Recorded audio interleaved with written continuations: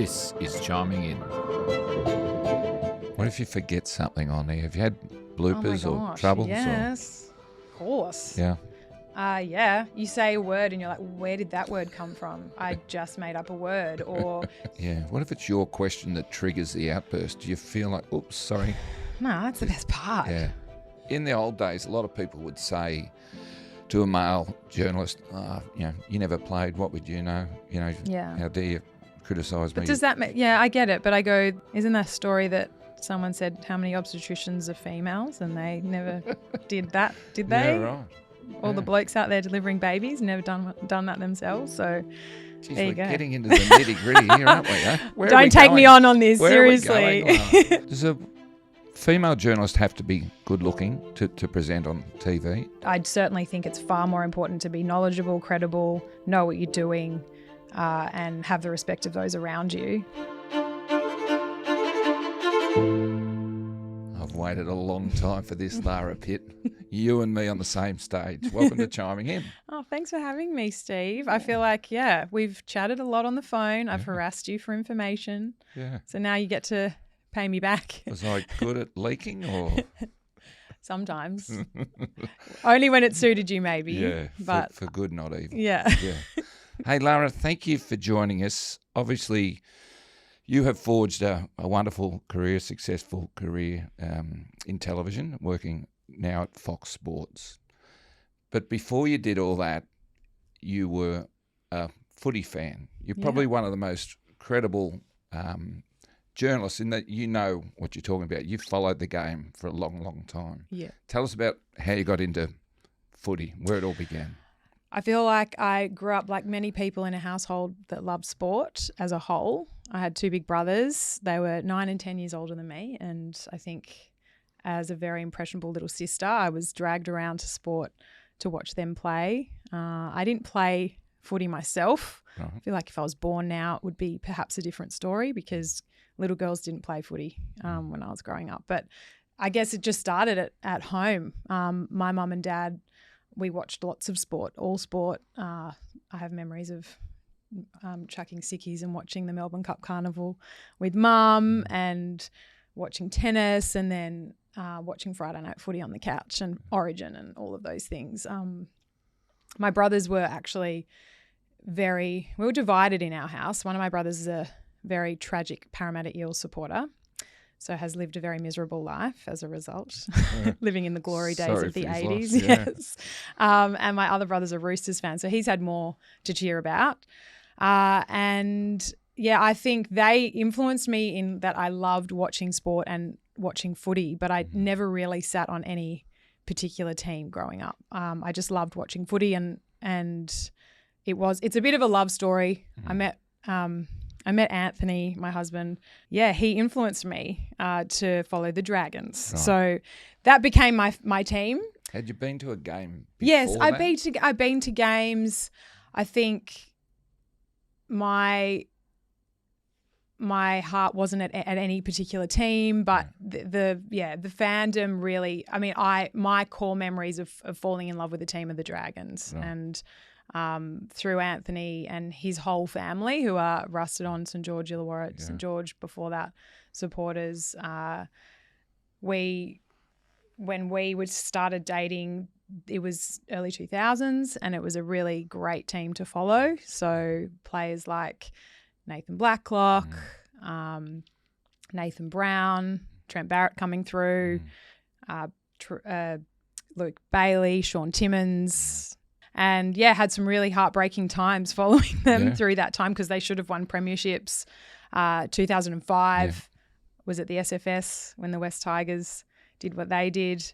And it was all the emotions. It got me completely hooked. Were you a flag waver or did you dress up in Saints gear? gear? We're in gear and getting into verbals on the hill and on Anzac Day, giving it to the Roosters supporters. We're definitely, it would determine the mood of the family that week. Right. If that 80 minutes went well or if it didn't. And would you chase autographs? I don't even think I got that close. Right. I think we would, we weren't down on the fence line annoying players. I don't feel like it was as big a thing as it is now. Like the kids are there, and again, I was probably a little bit older, so I wasn't harassing players. But yeah, no autographs for me. I do remember vividly, like, just Dragon supporters are super passionate. They're amongst the best in the game, and I do remember many games where frustrations boiled over because Dragons should have won and won many premierships even over that decade. And yeah, fans just being really awful to even our own players because we're so frustrated with the results. But yeah, and then obviously 2010, which was a win, the best of the best of the best. Yeah. So the great Buzz Rothfield follows the Sharks. He's a self-proclaimed Shark supporter. You love your Dragons. Is there any conflict for a journalist to follow a team and declare that they have a love for a team? I actually had a fan pull me up at Kogarah on the weekend saying, why don't you make it more known, and I feel like it's important not to. I think people know I follow the Dragons, and especially people I work with, they can see behind the scenes more how passionate we are as a family. But yeah, I think when you work in it, you have to be, be careful to be not too obviously one way or the other. But I also think when you've worked in the game, I'm not as crazy as I once was. I don't lose sleep over the team like I once used to. I don't hate Manly like I used to hate Manly, or the Bulldogs like I used to hate the Bulldogs, because you deal with them at a professional level now. So it was very easy to hate Manly before I started working in the game. But then you meet the players and you get to know the coach and the club as a whole, and you can't hate them as much anymore. So how does a teenage girl find herself in front of the camera? Yeah, that wasn't a direct path. I think it took a long time for me to figure it out in terms of finished school, went to uni and did a commerce degree because I just wasn't, I hadn't thought that, I hadn't figured it all out by 18. So went to uni and finished that, went into a marketing role for 18 months and realised very quickly I hated it, and was spending all my waking moments following footy, watching footy, and sort of wanting to be a part of it in some way. And it occurred to me that, I'd always loved writing. I did really well in that area. So I went back and studied post-grad and did a journalism degree via correspondence because I didn't really want to go back to full-time study, and started working wherever I could to get work experience. So I'm pretty sure I did work experience everywhere, at every sports room, for short stints, because there was no, I'm still studying. I'm essentially a mature age student trying to get a foot in the door. And I even did a year doing like a day a week production assisting on the Footy Show back in 2006, which was the originals. It was Fatty and Sterlo and Maddie and Chief. That was an awesome, just a great experience to see the show put together, and also then spend a bit of time in the wide world of Sports Cottage getting footage, learning about how that incredible machine works. And after a year of doing that, and at around that same time, I met a few different people having done work experience that said, Fox Sports News is starting Channel 513, a 24-hour sports news room, and you should try and get in there. I couldn't get in there because everything was locked down. And then someone had said to me, there's a logging department at Fox where you basically become a shift worker, you watch sport and you time code sport and you write down all the major moments. That's so they can... So they can use that. Yeah, drag them out and put them on TV. Yeah, find the best moments. Someone's sitting there watching the feed as it comes in, writing all the time codes, and then ultimately... That's a good job, Lara. I got to watch sport. I got paid to watch, it was often weird hours of the day and night. But I took that role on and I basically just was like, okay, I'll do that. I'll be in the building. I'll use the time I have outside of the hours I'm working to try and meet people, see what comes, have a chat. And I did. I ended up speaking to the head of programming and asking questions and, just making the most of having my foot in the door. And do you remember your first on-air gig? Your first report? I don't remember my first. It would have been a package of, a sports report or package. It was probably something like golf or something really out of my wheelhouse. But, you know, you had to do everything. Once I did get a run on Fox Sports News, eventually you start going on the road and doing interviews. Did you see a void where we needed more women on TV at that time? I think that was where it was a huge shift, having that newsroom. Pretty much everyone from that time is somewhere now working in sport. So Mel McLaughlin was there. Sarah Jones in Melbourne, she heads up our AFL coverage. Jessica Yates is still working. She heads up V8s, and I was there at the time. And then a lot of women started working there, worked their way up. So yeah, I think for sure there was definitely fewer women working, heading up sports broadcasts. But from there, that was where there were opportunities to learn and grow. So you're well entrenched there now. We see on our TV screens throughout the week. What's a week like for you at Fox Sports? During the season, it's mostly mayhem from the back end of the week. So, you know, from Thursday, Friday, Saturday, you know, there can be things that pop up where we're shooting for the fan. But a working week, there's time around prep. So there's time spent either, you know, in the office doing that or at home. You can do that from home. And yeah, when you're on air, you've got to get there a few hours before airtime, get ready, talk through the rundown with the team you're working with on air. And yeah, and then it depends which show you're on. Like today or this week, we've got the NRLW show. Tomorrow night, Friday night footy, and that's hosting the double header in studio. And then Super Saturdays, the 2:30 game at the ground, which I love all of it equally, but there's nothing better than being at the footy and hosting the coverage from the ground. Yeah. Do you get nervous? I'm more nervous now than I am. Do you ever get nervous? Do you ever of course. I think there's like an energy around just before you get on air and get excited for that part of it. And probably the nerves are before as well in the lead up when you're trying to make sure you've got everything written down and you've got all your ducks in a row. What if you forget something on there? Have you had bloopers or troubles? Yes, of course. Yeah. You say a word and you're like, where did that word come from? I just made up a word, or that word didn't even belong in that sentence. And then you go home and you're like, oh my gosh, because you're just, you know, not everything can be scripted and it shouldn't be, right? Because you're just talking footy. But yeah, there's been bloopers plenty, especially back in the newsroom days, like reading the news and learning and making mistakes. But you know, that's what I say to people all the time. I think it's like everything. If you won't learn unless you make those mistakes. Hopefully you don't do it too many times. Otherwise they might take you off air. Fatty Vorton was an expert at overcoming a blooper, wasn't he? Yeah, but that made him endearing. Yeah. And I think if you can not take, I mean, I'm probably guilty of taking myself too seriously sometimes because I want to make it good and right and perfect. But people probably can relate to you a bit better if it's not. Dally M night in front of all the league hierarchy, the heavy hitters, the big sponsors. What's that like for you when you host a Dally M? Yeah, that's the fun night of the well, it's the best night of the year in terms of you get to celebrate everything that's been before.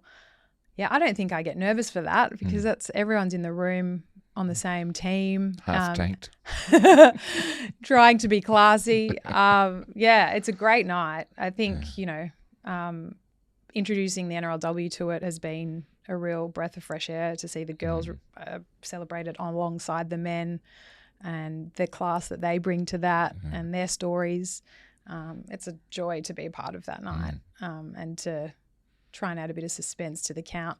Sometimes it's hard to do because it can be really obvious about who's going to win. It is a great night. I want to talk to you about press conferences, Lara, because I see you in the press conference and I hear you in the press conference. And generally, well, I notice that you're generally one of the first to go. Is that because Fox have the rights for you to go first? I think so. Right. You don't always have to. Right. I like to get it started. What's it like teeing off in a press conference after a coach has just been beaten in Golden Point and his job's on the line and you have to fire the first question? Depends who it is. Yeah. Wayne Bennett's job's never on the line, but I find his press conferences can be the most unpredictable and nerve-wracking, just because you don't know if he's going to be in a mood to talk. Yeah. If they've lost, especially. Yeah. Sometimes he's really chirpy after a loss, and you're like, what's that about? There's always probably a reason for that. But yeah, some coaches. Are they scripted by their media managers before they go in relation to a bad refereeing decision? Would a coach have a word to his CEO and say, I'm going to let fly here? Have you got 10K to spare? Yeah, I reckon. You reckon? I reckon. Yeah. I reckon there's conversations had, definitely, because usually the coach is followed in. Not every team, but not every team. Some teams, they have their CEO come in with them and their footy manager. Frank Benitez in every single press conference with Craig, watching over what's said. I think they definitely, on the way, it's probably not a long conversation, but on the way from the dressing room into those presses, I think they're having a chat about what they do and don't want to get across. Yeah. What if it's your question that triggers the outburst? Do you feel like, oops, sorry? No, that's the best part. Yeah. I find the best part of the job, I mean, the press conferences aren't as... They know what they're doing. Yeah. You're not going to get... You can get some really explosive press conferences, but you're not going to get the exclusive yarns that you get in the paper that the buzzers chase. But the raw reaction from a presser is still what fans really want to see. And I think getting that out of the coach, trying to... And sometimes, you know what, people at home can be critical of us in the presser and go, they didn't ask the hard question. You get in there after you know that a team... There's some certain questions you sometimes want to ask that you know...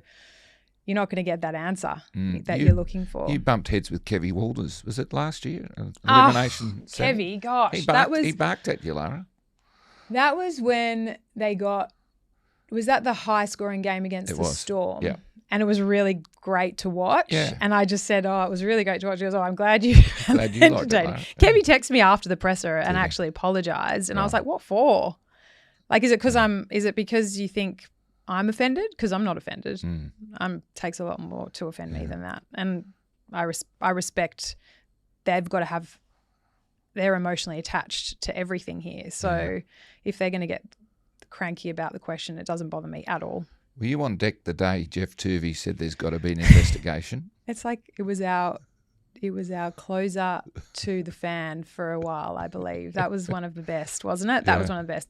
I wasn't there that day, but I'm sure I would have been in the newsroom or somewhere watching it. I think I've been there for, I think Trent Robinson has had a fair few blow-ups over the years about referees. I've upset Des before, but everyone's upset Des. I don't think you've been in rugby league if you haven't copped a phone call from Des the next day cranky at you for something. What about media access? Do we do enough to allow the media to really, discuss things with players and coaches, or could it be better, or do you think that we give them a pretty good go? It could definitely be better. Yeah.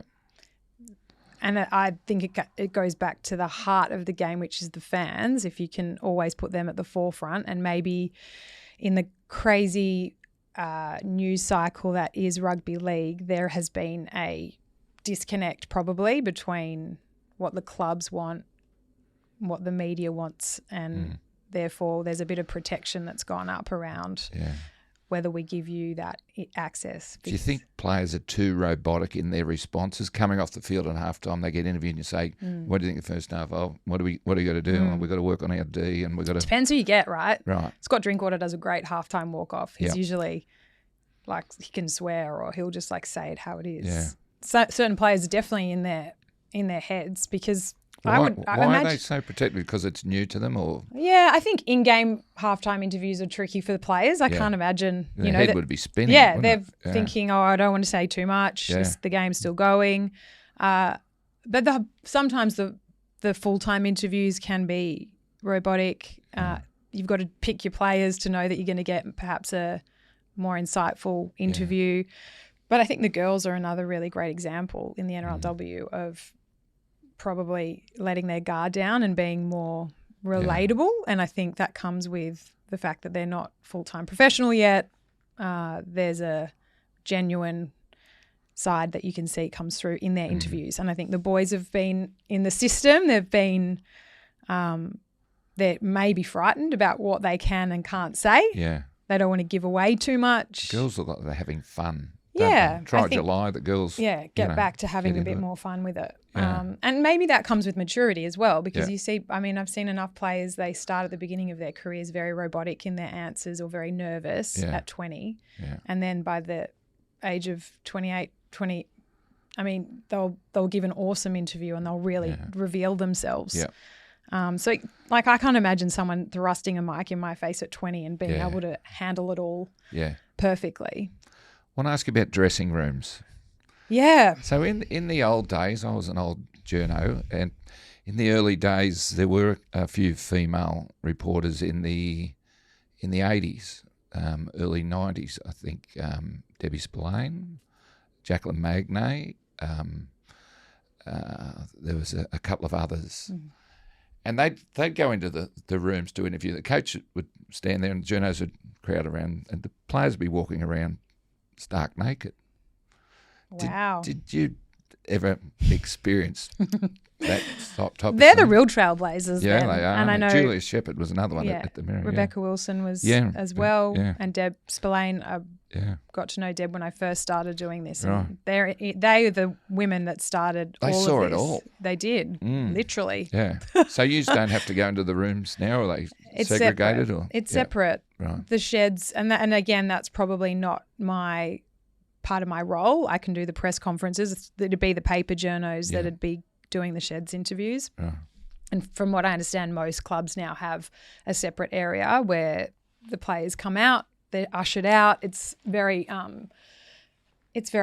organised, and often the journos don't get who they want. They can ask, but they might not get the player that they want. Yeah, right. Because the club ultimately can say yes or no. But yeah, I know that those women had some serious problems as well getting into those sheds, and they would have had, I'm sure, horror stories around how they were treated, because that would have been a really awkward. It was all new, and I think the attitude was, well, it's a bloke's game, you shouldn't be here. So then I ask you, because I feel like every time is this your one question for the day? Yeah, this is my question. Yeah. So how have you seen it change? Because you were there when there were very few women involved with rugby league. And what was your impression when you started seeing people like me pop up in the coverage? I think right from the get-go there was respect for the girls that were there. Clearly you could tell it wasn't the right setting for them to be in a dressing room full of men jumping out of the shower and that. What was the second part of your question? Well, what did you think when you started seeing women pop up on the television coverage and hosting the broadcast, and when I'm calling you asking for information and all of those things? I guess it's a transition thing. So I'm in the surf club. We never had women, and then when I was about 15, they were allowed to join. So you just, I guess you get on the bus. You don't put up a stop sign so this can't happen. I always thought it's good for the game. Women brighten up your TV screen and give you a different perspective. So I find it good. And you're not going away, are you, Lara? No, but there was definitely a natural skepticism and a little bit of caution from, I think, men watching women first be thrown into these roles. I'm sure that you've had conversations with blokes over the years that have been like, oh, what is she doing talking about footy? Yeah, can I ask another question? Yeah. So does a female journalist have to be good looking to present on TV? Is that not a prerequisite, but is it part of the package? I'd like to think it's more important that you know what you're doing and that you. I mean, we're in a TV medium, so I feel like you need to present well. You need to uphold a standard, but I'd certainly think it's far more important to be knowledgeable, credible, know what you're doing, and have the respect of those around you. I think that's, for me, I hope that's what's paramount. Sure, I hope you didn't think it was a trick question, but obviously with presentation, the tone of your voice, your age, we don't have 78-year-old newsreaders, do we, or weather girls, do we? I guess there's a niche for what people want to see on TV. Is that fair comment? I hope that I can keep going for a few more years. Do you reckon I've got a few more years You're in your 60s now, Lara. I know, I'm getting there, mate. Seriously, the plastic surgeon's getting busy. I don't know, Steve. I hope there's no shelf life on on women on TV anymore. I hope that it's their decision to step away, because that'd be really disappointing, right? Like, there's plenty of ugly blokes talking on TV until they're 70. So hopefully it's the same for women out there.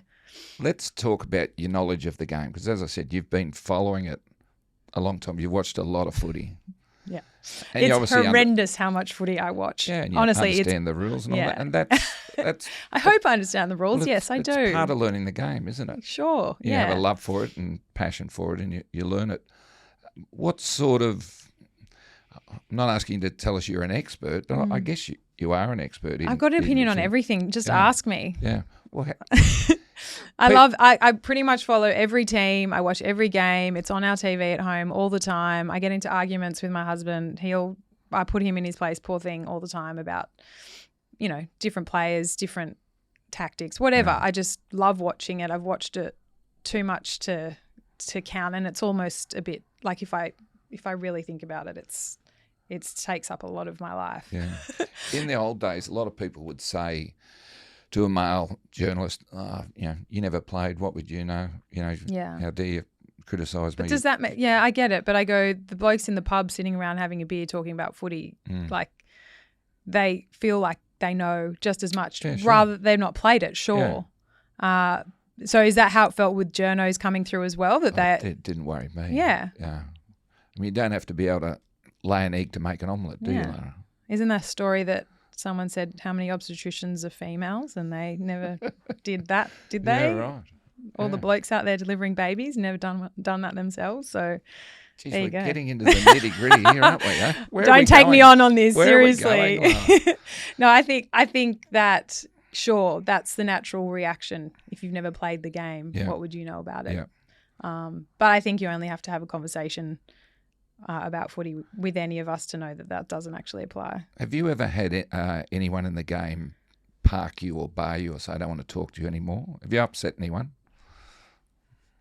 No, not to the point where they won't talk to me. I had one run-in with Des, and that was it. And he I asked a question in a press conference that really upset him. And did he come back at you after it, or? He came at me after the press conference in front of everyone. Right. And then, that was very early in my career where I thought I was asking, and I was actually asking the right question. It just, I think because I wasn't aware of how Des works, that the way I asked it can sometimes be what sets him off. Yeah. And he rang me days later to apologise, but then how do you get on with him now? Attacked me in the apology as well. I'm fine. Yeah. And that was 10 years ago. Yeah, right. Yeah. So no, I don't think I've ever had anyone bar me. I've had text messages if someone's disagreed, but never going to talk to you again. Yeah. Feud, which is very rugby league, isn't it? It is. Who are some of your mentors in journalism? Yeah. Who's guided you or helped you? I've had some wonderful mentors. Ben Eichen was a big influence when he was at Fox. I think it was for a decade. And I loved the way he looked at the game, the way he was able to see a story from a completely different angle and move it along. I think it can be really easy to just look at the tabloid side of things and get really stuck going around in circles. I always thought Ben was excellent at just going to the deeper level of a story. So he's always been a big supporter and someone I can to this day call upon if I needed advice. And back then when him and Kenty were together at the beginning, I was spending a lot more time in the office. This was before children. We'd come in and we'd talk about story angles and what the big yarns were. So Kenty as well was a really big influence over how I saw the news cycle. Again, he was an unbelievable writer. So I really enjoyed watching him in action, writing his columns every week, sometimes telling him my opinion. And I think on the odd occasion, I think once I saw something that he wrote and I felt like I had an influence on his opinion. So that was like this was a long time ago now. Yeah. Kenty was a really great person to learn from the journalism side of things. The girls on TV, at Fox in particular, is there rivalry or competition between you? Do you compete for roles? I feel like and jobs? this is something that men really hope for, right? I feel like You're going to shoot me down. You again, want aren't you? me to sit here and go, yeah, we hate each other. I hadn't actually gotten to the role that other women at Fox have played, and I think that has been a huge influence on me as well. When Steve Crawley came across and he put me, Hannah Hollis, Yvonne Sampson and Jessica Yates on a show together, and we had League Life for 3 years. That was a big influence as well and a huge career highlight to work on that show and to see how other women operate and what their strengths are. And and I think quietly people were frightened of us because all four of us together was quite a powerful thing. Yeah. Some of the best interviews we've ever done were, I think, together on that show. And there was a shelf life for it just because often you get, it's basically what face-to-face is now. Like you don't need all three of us or four of us on a panel to do that show. I think women have been empowered at Fox. They've been elevated in a genuine sense and given a really great platform to contribute and to do it in a meaningful way. And there's enough jobs to go around, Steve. So, there's no backstabbing. There's no competition. I don't think I see it as everyone's got their own ability to add their part to play in all the broadcast that we have across Thursday, Friday, Saturday, Sunday, and all the sports as well. Although, yes, I'm very rugby league focused. Busy lady, married with 3 young kids, 3 boys. 3 boys. How old are the boys, and are they into their footy? They are 10, 8 and 5, and they have been born into the craziness of supporting St George Illawarra. Oh. My middle son is particularly enamoured with them and emotional about it already. Oh. My oldest likes to do things like go and buy South Sydney jerseys with his Rebel gift vouchers and gets South Sydney mouth guards when it's time to get mouth guards, which really upsets my husband. Have you got them into the rooms after a game at all? We haven't. I've got them down to the sideline. Oh. They've had some amazing photos with players, but not into the rooms. I've been careful not to. Don't upset the integrity unit. No, I don't want to. Yeah, and also there are perks that come with the job, but I feel like it's my workplace as well. So they must see mum on TV. Do they talk to you about being on television? My 5-year-old's most distressed at the moment that I don't wave back at him. He said, the screen. He said, Mum, I was waving at you. And I was like, oh, I can't wave back. He's like, why not? Yeah. So, he's just started to realise that but I don't think, again, he understands at all. Yeah. My older 2, if they think it's cool, they don't say anything. Yeah. They give me 0 credit. Some of their friends will come up to me at the car line after school and be like, oh, saw you on the TV. Yeah, right. And I'll be like, oh, cool. And that's about it. I don't know if famous is the right word, but obviously you're very, very well known. You're on television all the time and do a great job. How do you handle that recognition? Do people stop you in the street and want to talk footy and say g'day? I get a bit of it at all the local shops, so my butcher and my, where I go to do my groceries and stuff, and we'll just talk footy. It's so good. You don't wear a disguise? I'm not that noticeable, honestly. It's very rare. I feel like if I was perhaps a footy player, you'd get, if you're a footy player, you'd get that. Or if you were Brian Fletcher in Bondi, he probably gets it everywhere he goes. Down the street. Yeah, sometimes I get some people, like I was in the grocery shop just on Monday and I was walking past the baked bean section and this guy just goes, oh, I love your commentary. I'm like, thanks. And that was it. Like it was, I'll talk if there's a question or, talk about footy, sure. But it's not very often, to be honest. What are footy players like when they're dealing with you? How do you find them overall? I feel like over so many years in the game, it's always been there's been prickly moments, of course, after if it's a loss or whatever, but it's never personal. But by and large, and the fan is a big part of that as well. Working with Vossy on the fan, we get to every club, we speak to every player and celebrate the really great parts of the game. So, I feel like I have a really great rapport with players. Many of them who have been playing for a long time, I probably know their families. I've gotten to know their kids from seeing them at games as well. So it feels, whilst I don't pretend to know many of them personally, it definitely doesn't feel like there's any awkwardness, or it's always a respectful discussion. And in my role, there's a mutual respect. That's how I feel anyway. So what makes a good journalist, do you think, or TV reporter?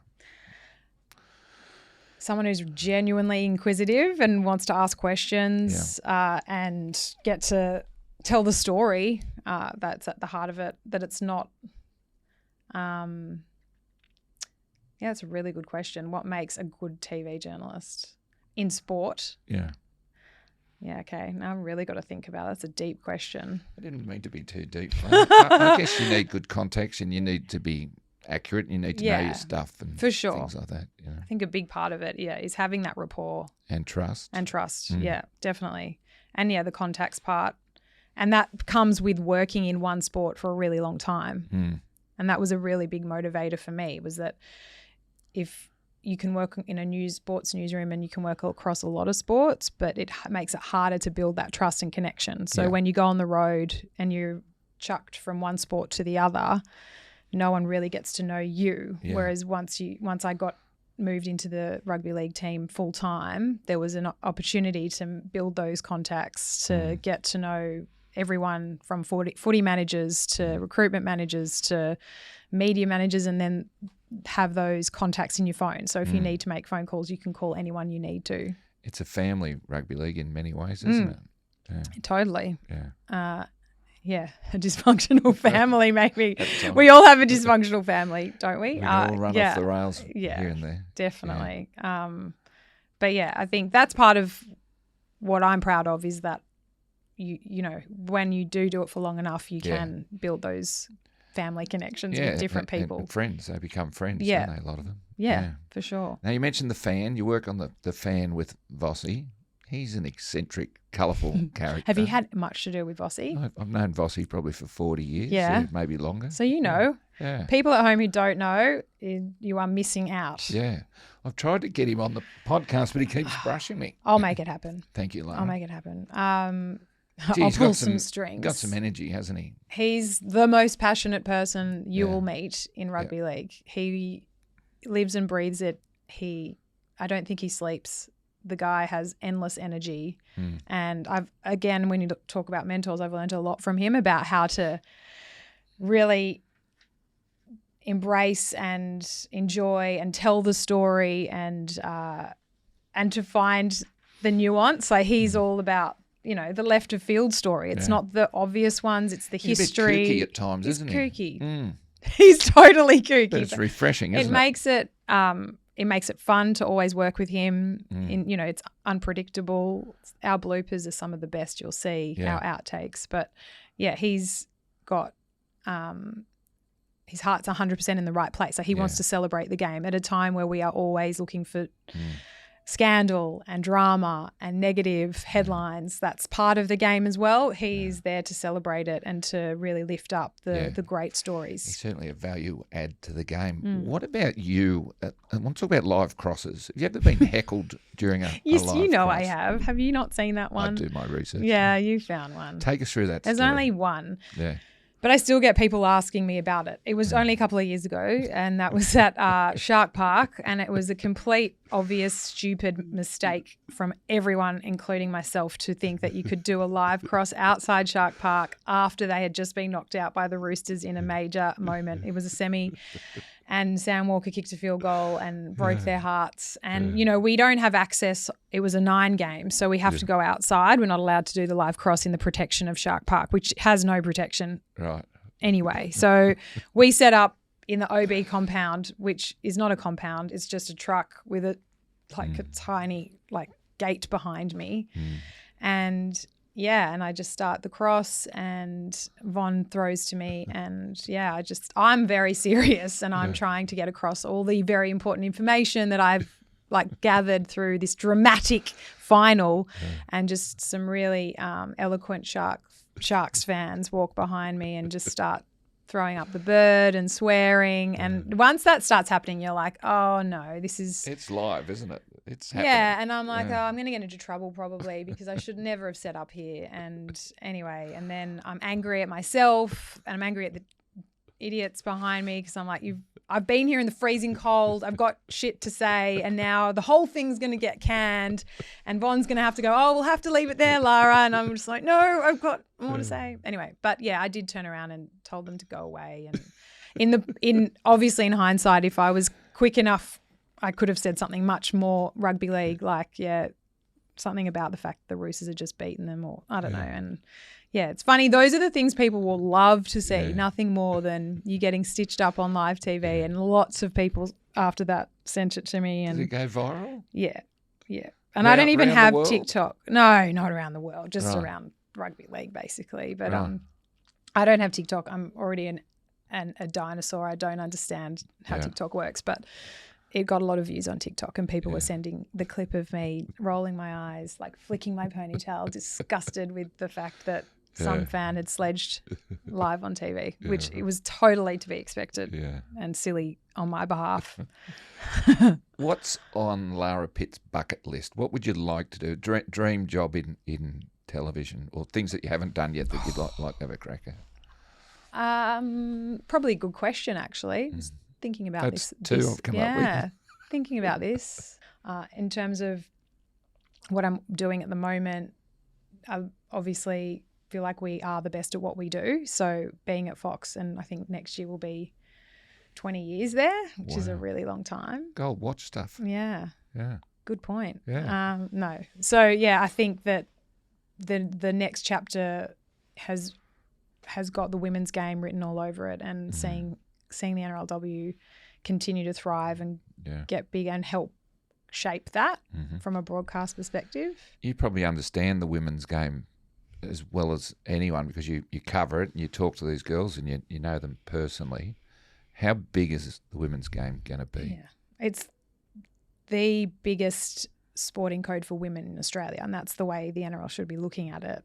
They're sitting on something really special, and you don't have to watch every minute of the NRLW to see that.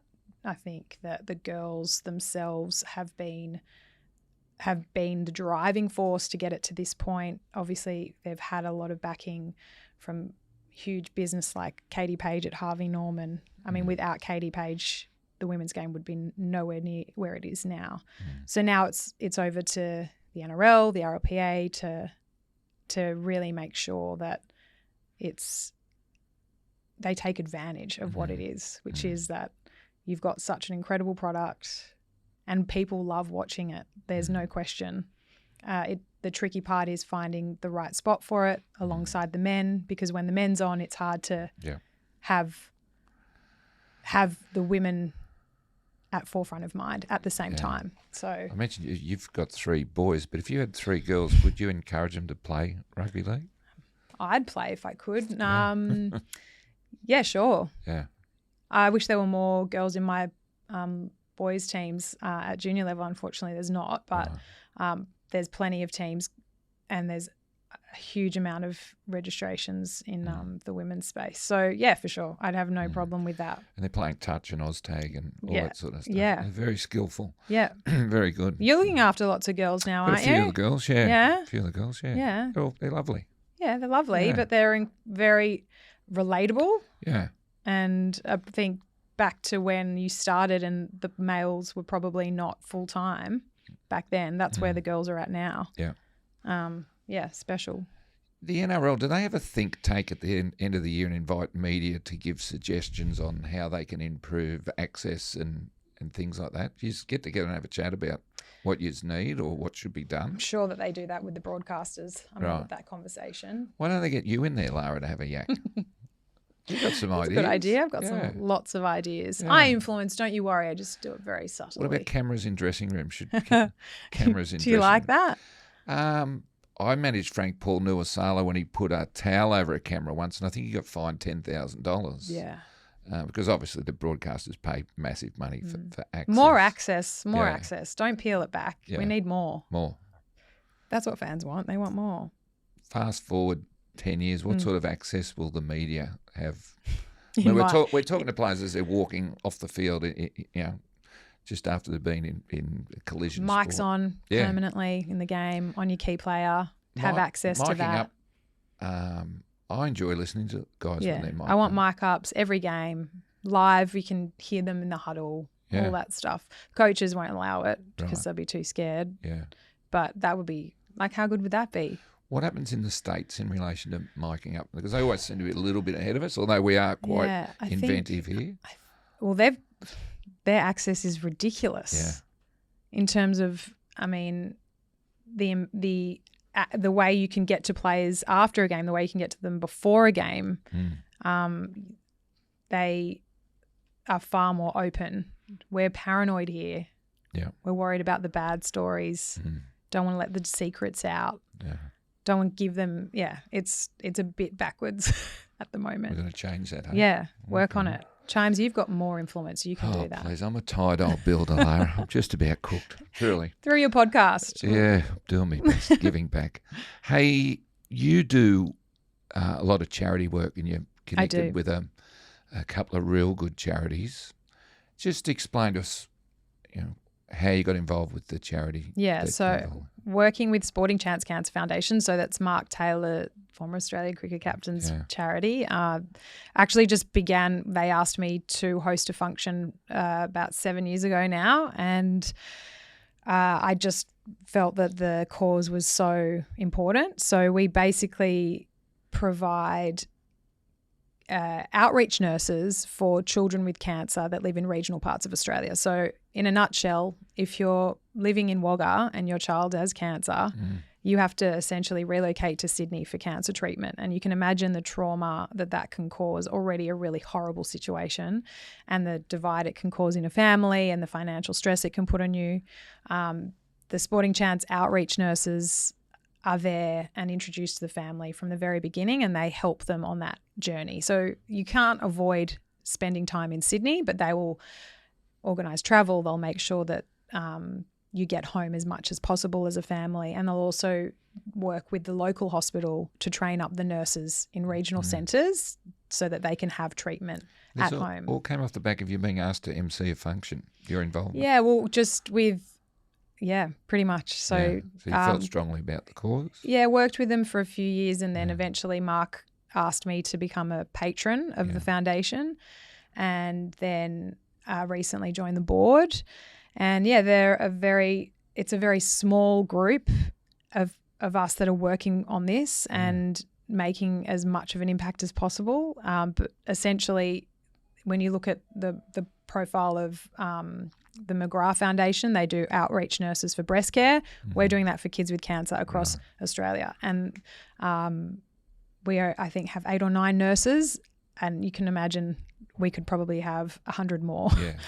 So, they're covering a lot of ground. Our outreach nurse in Brisbane is covering the entire state of Queensland. So it's a huge job, but the families are, incredibly blessed to have the support of Sporting Chance. It's a great thing that you do. Yeah. Well done. Thank you.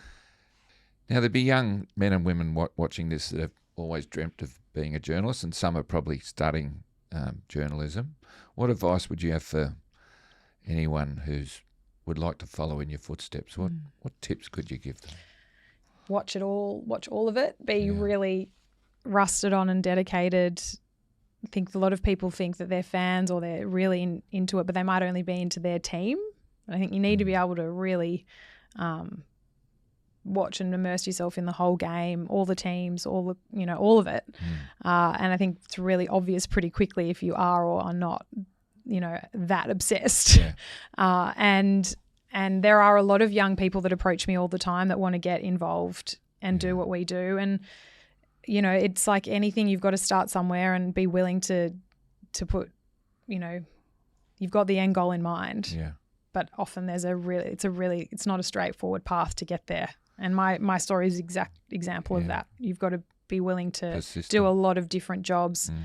Be a Swiss Army knife. You can't just be a sideline reporter. You've got to be able to produce, edit, be in press conferences, all parts of it are important now, especially now when businesses are trimming down. If you just can only do one part of the bigger job, it's not helpful. I was going to ask, have you had to sit in the rain on the sideline? Plenty of times. What's it like?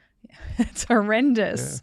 Freezing. I've sat at Shark Park in an 80-kilometre-an-hour southerly and just been like, what's the point? Like, why am I, like, they're not going to come to me because, like, you wouldn't hear me. The way the rain's coming in sideways, I look like a drowned rat. Not that I'm on TV, but you just sit there sometimes. You're like, I should just be up the tunnel. Can we just not make this work up the tunnel?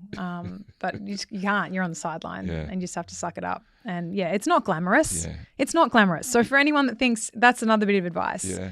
It might look glamorous. It's not glamorous. It snowed one day in Canberra Did it? A few years back when the boys were playing. I've had very cold in Canberra, very cold, but never had snow. I just have had I reckon the wind is worse. The southerly that can pick up at Shark Park. I'm there this weekend, actually. Have you got a favourite ground or a ground you don't like going to? Or do you like the big stadiums or do you like Kogarah Oval? I don't love the big stadiums unless they're full. Right. I much prefer, give me full alliance every day of the week. And I'm going to say I love Kogarah because Kogarah is just where there's been the best of memories. But I like suburban grounds. I just want them to have functioning sewerage. So there's a club that I'm not going to mention that has a terrible ground that should not be able to host finals that will probably host a final. Get it together. Make sure that you have toilets for people to use. And, I judge the grounds on their hot dogs. Yeah. That's how I judge them. Yeah, hot chips are important too. Good too. Yeah, because there are some terrible hot chip places.